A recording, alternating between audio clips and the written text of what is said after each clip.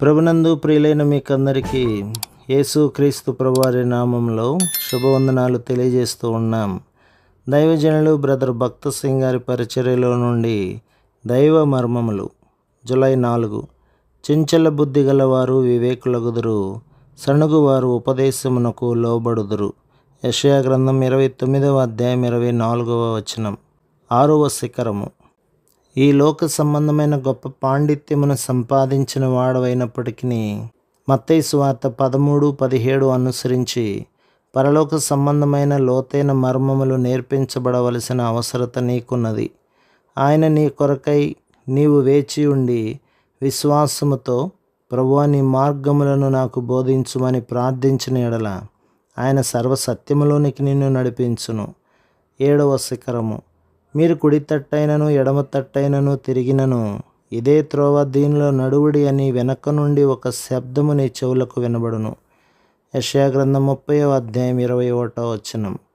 ఇదే త్రోవ, దీనిలో నడువుడి అని మన వెనక నుండి వినబడు దేవుని స్వరమును వినుచు అడుగడుగున దినదినమునకు మనం ఎక్కవలసిన గొప్ప పర్వత శిఖరము ఇదే.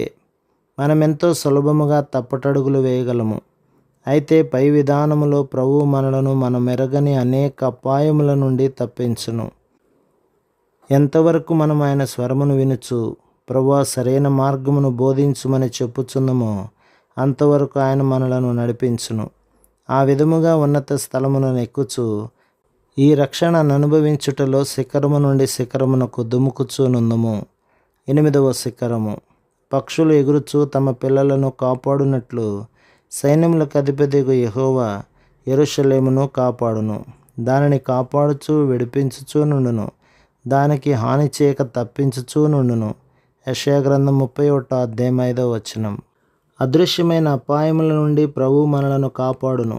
హాలండ్ దేశములోనున్న స్నేహితుడొకని నేను కలుసుకొనినప్పుడు అతడు ఈ రీతిగా నాతో చెప్పెను.